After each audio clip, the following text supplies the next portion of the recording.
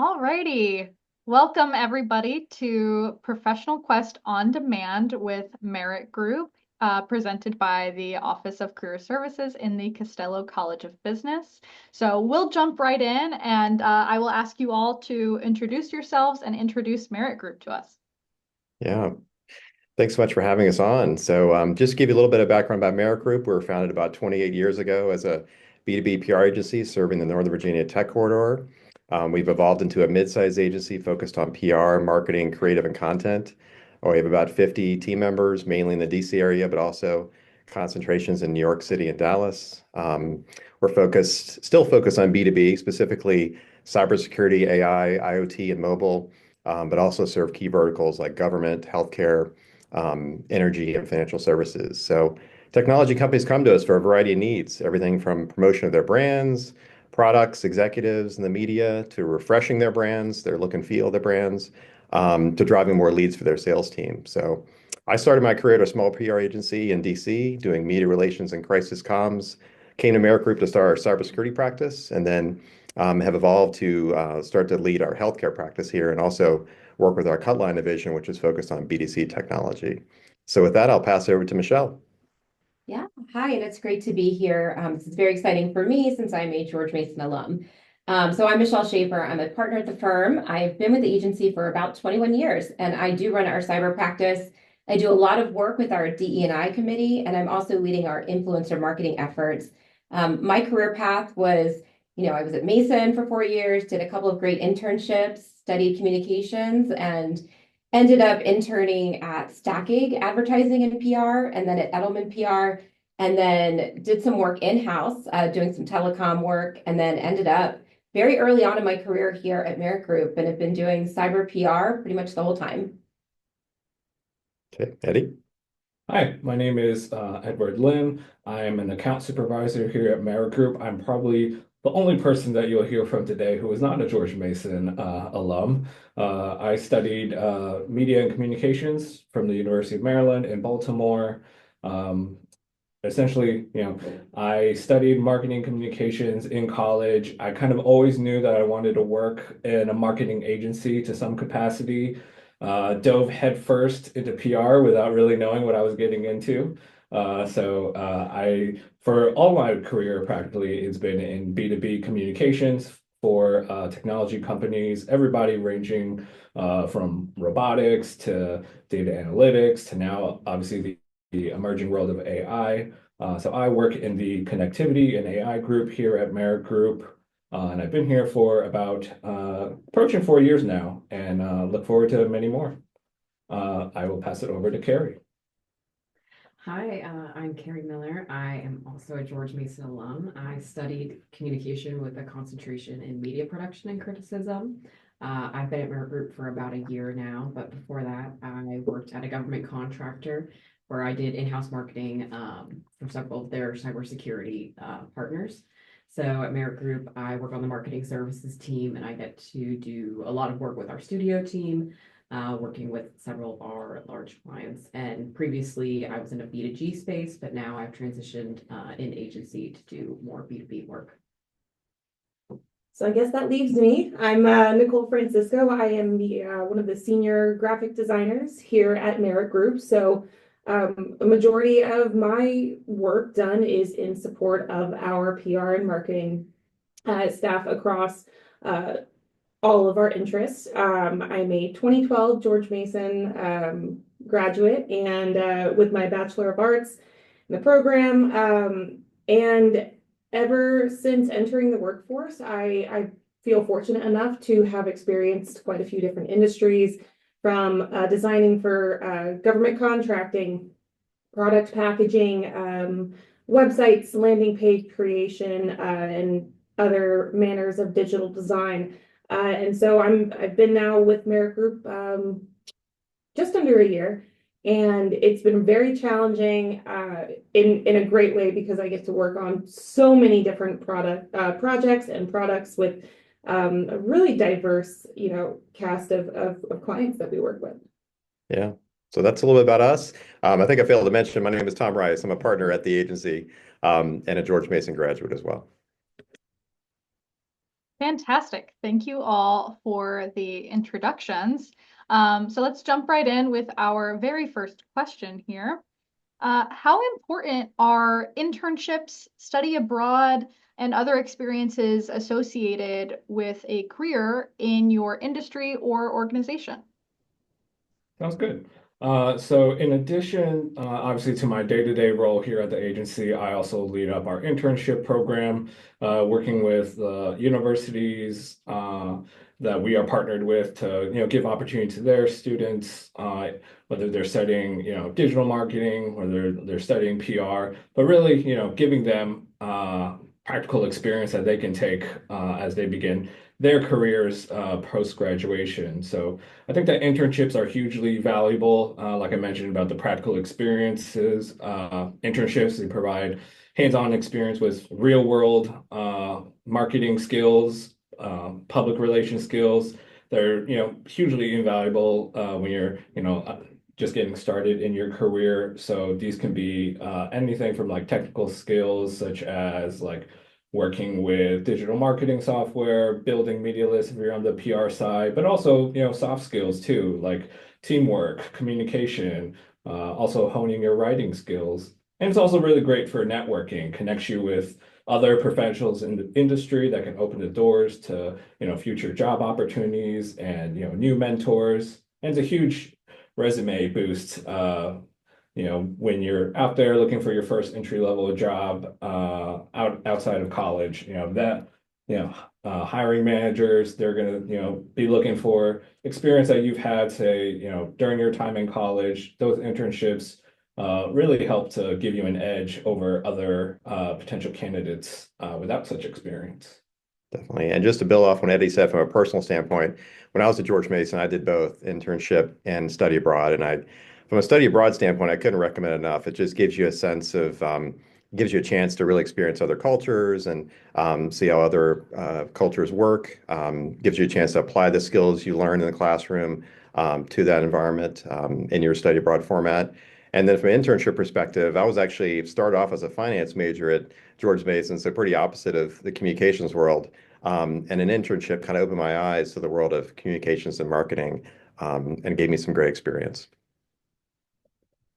Yeah, I feel very fortunate in my internships that the bosses that I had allowed me to actually dive in and do PR work. So writing press releases, developing pitches, really getting hands-on with PR, it really helped direct me to what I wanted to do and focus in on it. So I think finding those really great internship opportunities and asking, to do more than maybe what is required of to really get your hands dirty and learn kind of your skill sets. Great, thank you.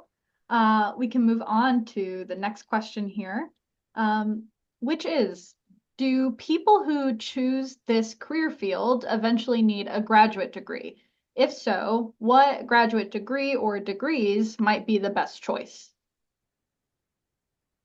I'm happy to jump in here. So, obviously I've been here a long time, 21 years, and I've interviewed a lot of folks. And, I think for me, it's about, looking at their internships, their experience, and what they can really bring to Merritt Group, to the agency. And while a graduate degree is great, and a lot of our employees are working on masters while they're here, it's not really required. I'm mainly looking to know that they've completed their undergraduate degree, that they've had a little bit of experience doing some internships, and that they're a great communicator. I think that's a huge skill set that I'm looking for. I'm interviewing somebody and they can carry a conversation and they're going to fit culturally. I think that's always really good, and I can see them as part of the team.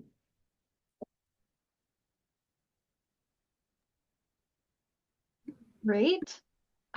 Next question, and I think this will be especially important for our upcoming graduates to know, is what kind of entry-level jobs are available in your field? Yeah, that sounds good. So for a PR role, largely that's going to be focused on account coordinator is our entry level position. Actually, many of our account coordinators start off as interns and make that transition into a full-time role. So, a lot of that is shifting away from, say, perhaps some of the early skill development and really like putting those skills that you developed as an intern into practice for clients. So these are things such as research, compiling media lists, monitoring press coverage, building events and awards lists. So as an account coordinator, you're going to be moving into taking on a more proactive role in managing some of these aspects. And then a lot of our entry-level positions, start off as more supportive, but then gradually you start to take on a little bit more ownership of projects. Most of our interns, we do give them the opportunity to meet clients and see what that client interaction is like. But once they move into a full-time role as an account coordinator, that's when they'll start to start with minimal interactions to becoming more frequent interactions with our clients, and also contributing to a lot of reporting and metrics that we develop to show the measure of our success for our clients. Michelle, anything you'd like to add? Yeah, I do think, some of the folks that have come through Merritt Group that maybe started off as an intern and then moved on to account coordinator, I feel like they really get that great foundation for doing the job. Not to say it's completely necessary, but we always see people really flourish when they get that foundation through the internship. And then, of course, we do a lot of, programs and workshops to, make sure everybody feels like they've got the tools to do the job. And so whether it's learning the technology side of it, learning how to build media databases, create pitches, write press releases. We have boot camps, is kind of what we call them, for all of our account coordinators and interns. We want to make sure we're giving everybody the right, skill sets and tools to do the job and really excel. And a lot of people that are ACs, they tend to get promoted pretty quickly here, within 10 months. If they're, shining and we're seeing great work from them, we want to really make sure that they can see a future path at Merritt Group, and we promote pretty quickly from within.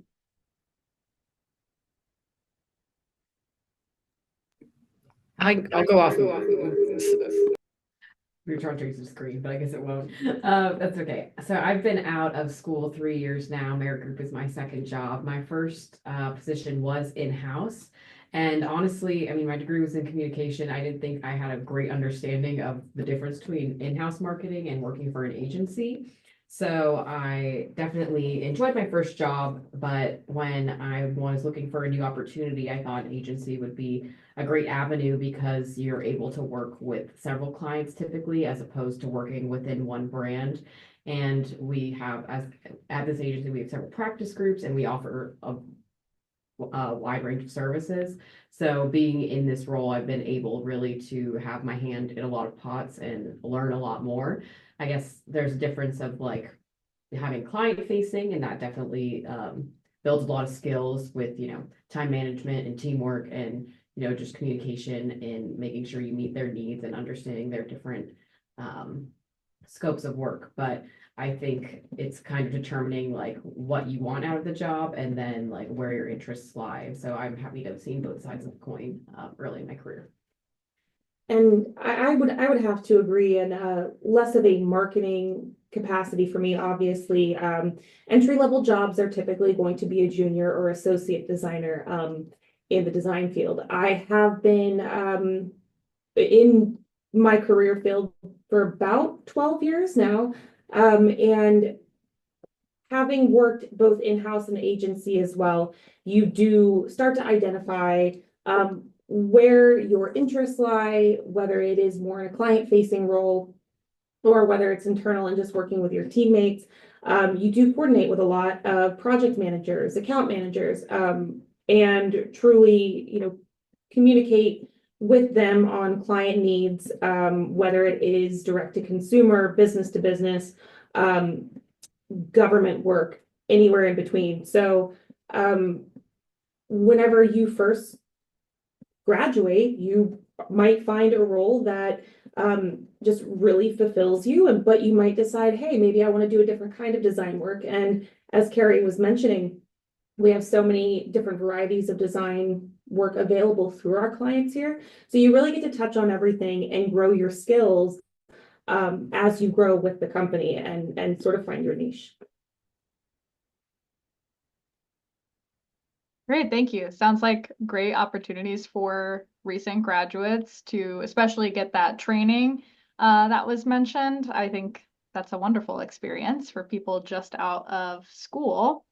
So kind of along that same line with the entry level roles, but now more focused, I think, more broadly in each of your areas. Could you tell me what a typical day or a week might be like for somebody in your field?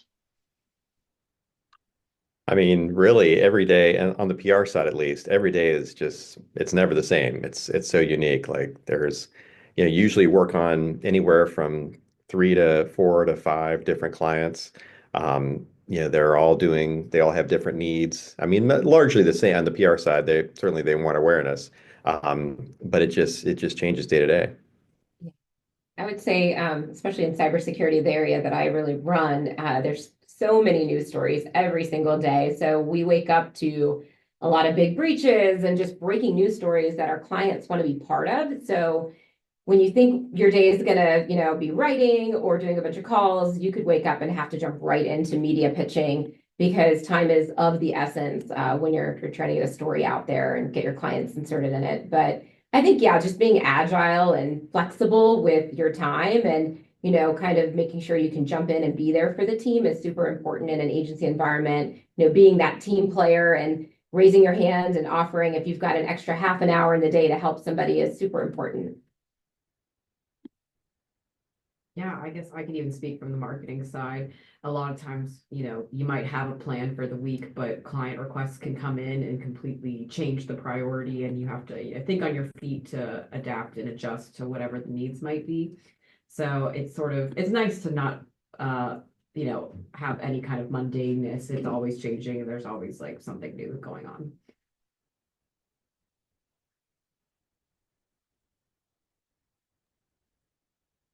Great, thank you.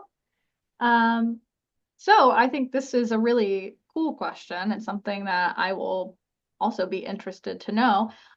What are some of the biggest trends you see shaping the future of the industry? Yeah, so our agency really focuses on the hot technology areas out there. So we align, like I mentioned earlier, too, is the areas of cybersecurity and which is in the news every day. Certainly AI, as Eddie touched on, and specifically in healthcare, the area of health tech, which is technologies like AI that are affecting the patient care, and then also, of course, technology areas in the government as well. And our sister agency works with, like I mentioned, business to consumer technology companies. So AI certainly crosses a lot over there.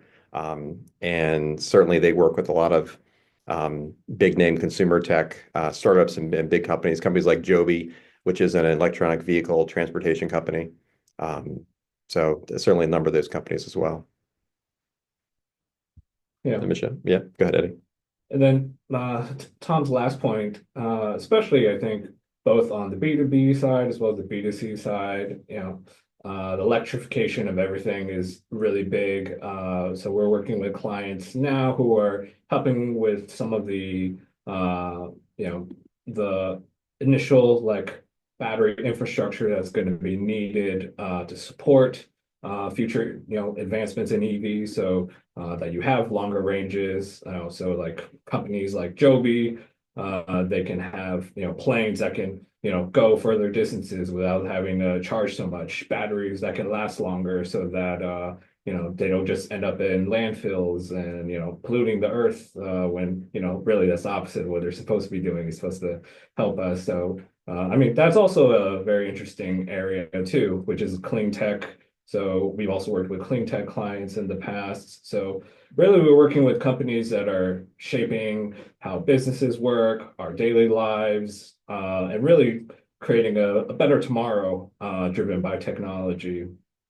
In terms of trends in our industry specifically, we definitely see the media landscape shifting. There's a lot of consolidation of outlets. So you see like before you had like 5 different outlets covering a specific topic area. There might be like whittling down 3 to 2, newsrooms are shrinking. So a lot of that is leading to reporters, editors becoming their own outlets themselves, launching newsletters, Substacks, if you will, and it's creating a whole new world of influencers that it's we can't ignore them as another channel for our clients to get out there. And so Michelle touched on earlier how she's driving the influencer marketing program for us here at Merritt Group. Yeah. And, we all know influencer marketing isn't new. It's been around in the consumer world for a very long time. You see a lot of celebrities getting out there and talking about products. So on, the B2B technology side of things, it's really just kind of hitting its stride right now, which I think is really exciting. And we're having clients that want to bring in influencers to specific campaigns, whether it's, some type of new product or news announcements. It can really give a lot of lift and a lot of awareness for our clients and their technologies. So we are dabbling in that area. And I think it's really a benefit, especially to Eddie's point, because we're seeing less and less traditional media to go to. I think this is kind of the new wave, or the next generation of public relations is going to be tapping into influencers to really help your brand. And it can be, anything from doing, content with an influencer, like writing a byline with them or a white paper or a blog series, to doing videos or working with an influencer on their podcast. So there's a lot of different, communication mechanisms to work with these influencers, which is very exciting.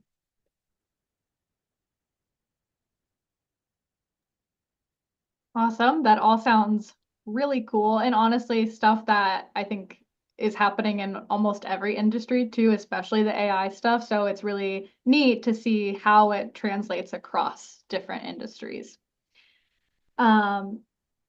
So our next question is, how do people find out about jobs in this industry? What's the best place to look? Speak up on that. I know that we're in a time right now where there's a lot of oversaturation whenever it comes to job boards. And then also, as I'm sure we see with cybersecurity, there are a lot of phishing and other scams. So you really do have to be wary if you're receiving emails to your inbox or looking at job postings on different boards. So at least for me, networking has definitely been key in the past. That's how I got my first job out of college. But LinkedIn has been a great resource. This is actually how I got connected with everybody here at Merritt Group. And I do dabble in using Indeed, but I've really just I guess, made the circle of the software that I use much smaller, just because it is getting harder and harder to protect your data and information these days. So you do have to be a little bit wary whenever you're looking out. But Indeed and LinkedIn are tried and true for me, and I found a really great team. I think there's still something to be said for going to career fairs too. That's actually how I got my internships when I was at George Mason. There was a great career fair that I had my resume ready, and I went and I started talking to the different vendors at the different tables. And I really think that is just a great avenue, and a lot of universities have them. So take advantage of it, because I think it's a good way to get out there and meet people and network.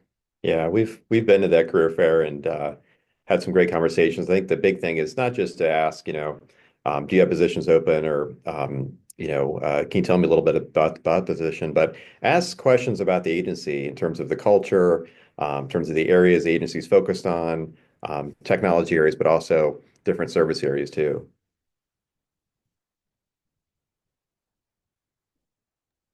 Well, I'm certainly glad to hear all that, because that is information we tell our students. So it is certainly nice to have it reiterated by the professionals and the employers. So wholeheartedly agree with everything you all just said. And speaking of the students, our last question here would be directly for them. So do you have one piece of advice for students that you wish you knew when you were in college? Yeah, I'll kick things off. I mean, for me, certainly the obvious answer is to get an internship. But so I'm assuming that everybody who's watching this is probably has an internship. But I would say when you go and do the internship, um, like I was saying before a little bit, don't just go and be assigned work and just do the work and pass it on. Like when you're assigned work, if you're not being told, ask why you're being assigned the work. So if you're being assigned to do a media list, who's it for? What's the purpose of it? If you're being assigned to write a press release, ask questions in terms of like the overall goal of the press release. So I would just say don't be afraid to ask questions of the person assigning the work to you, so you can make sure you understand the context of it. Yeah, I can go next. I think, just always be learning, kind of be a sponge in the room, especially during your internships. And, when you get out of college and you get to that first job, make sure, to Tom's point, you're asking a lot of questions, but you're listening, taking notes, really trying to digest what's going on. And I think that's going to really help you as you are figuring out your role at a company and kind of, how you can move up and just really be a good communicator. But definitely learn, read as much as you can, really dive into your kind of subject area, whether it's cybersecurity or something else, really learn a lot and don't be afraid. Just ask questions and be that sponge in the room. Yeah, I'm happy to go next, kind of to piggyback off what Michelle said. I really think you kind of have to like stay hungry and be like kind of seek change. I think when I was an undergrad, I sort of had like an idea of what my career would look like. And then you get into the workforce and you realize there's things you like to do and then you encounter new things that are far more like aligned with your interests. So, just continuing to like pursue things you like and always like kind of looking for opportunities to grow. Yeah, I would also say it can't be understated like how important it is to be a good communicator in written form. I know a lot, these days like ChatGPT can do a lot of the hard work for us, but it's still something that's developing. Of course, it can help overcome that kind of like blank page syndrome and give you something to work with. But yeah, I think it's important to be a good written communicator. I'm thinking back to like when I was an undergrad and like the last week of my senior year, I submitted my final paper and thought, all right, I'm done. I never have to write anything ever again. And lo and behold, here I am at a PR marketing agency, writing day in and day out. So whether that's writing an email to a client or writing a press release, a long form byline article, just making sure you continue to hone those writing skills, I think is super important, especially professionally in any career that you go with.